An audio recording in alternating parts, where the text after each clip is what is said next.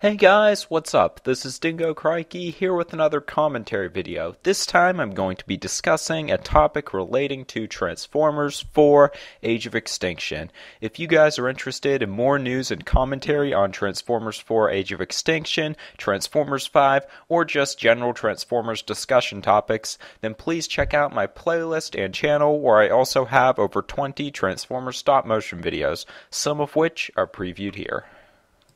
In this video, I'm going to be discussing newly released images of Deluxe Class Stinger. Yes, at long last, he's finally been revealed. Well, sort of.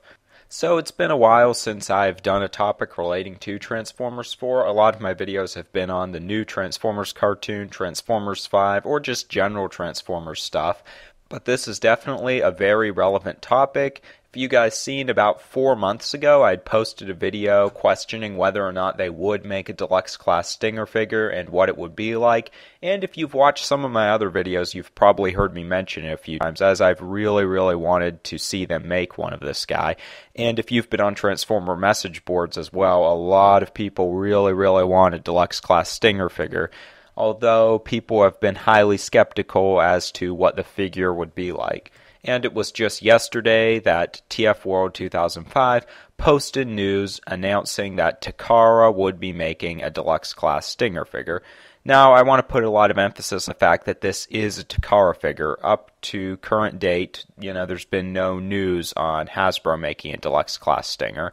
We have heard some things in the past, it was posted on their listings, but as I've said in other videos, that's been stated for other characters, and sometimes those figures never seem to materialize. But images have been revealed of the Takara version, so without further ado, let's take a look at them. So here we have it, the long-awaited Deluxe Class Stinger. Even though it is a Takara version, as stated, this kind of gives us an idea, if Hasbro was to make a version, what it would be like. And the first thing everyone's probably going to notice about the figure is that it is, of course, a repaint of the Deluxe Class Concept Camaro Bumblebee mold. It's not a new mold. There isn't very much remolding as far as we can tell. It is pretty much a straightforward repaint of that mold. This is pretty much what I predicted we would get if we did get a Deluxe Class Stinger. I thought maybe they would do some remolding to make his vehicle mode reflect that of his mode in the film, but it doesn't look like they did that. It does look like there may be a little bit of remolding on the head,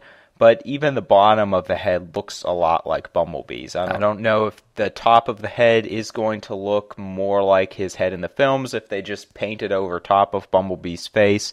It is kind of hard to tell from these images, but it does look fairly similar to Bumblebee's head, but at least it isn't a straightforward copy in that way. The robot mode, though, does look pretty good for Stinger. If you're to take a look at him in the films, he does look pretty accurate. I mean, he is a paint, and preferably I would have liked to see a new mold, even though he is the same design as Bumblebee's new design in the film, just to kind of get a different take on it and, have some different build in there, that kind of stuff.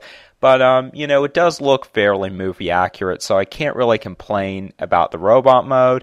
I heard his arm cannon is just about the same thing as Bumblebee's, and he's supposed to have something different in the film. I haven't looked that closely into those details, but I guess that's a little disappointing. But, as far as reflecting his movie counterpart, I think he does pretty well in robot mode.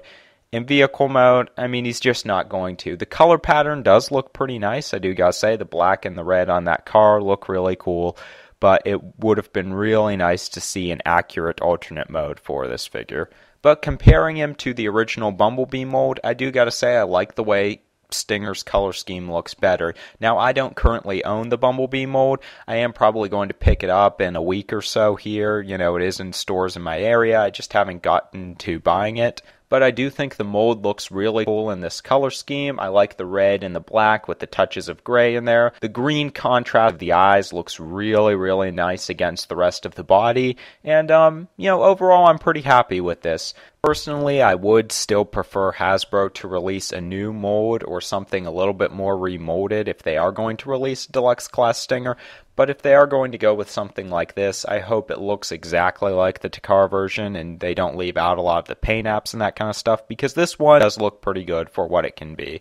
So unless this thing is like $90 or something when it's released, I would really like to buy it. Even though Takara figures are a little bit more expensive, I think this looks like it'd be worth it. I really have been wanting a Stinger figure. So you guys can leave your thoughts on the matter in the comment section below. Are you excited that we have finally gotten Deluxe Class Stinger figure? Maybe you don't care at all. Maybe you're really upset that this is all we're getting for Stinger. Or maybe you're pretty satisfied with how this looks and you want a Hasbro release so it can be a little bit cheaper.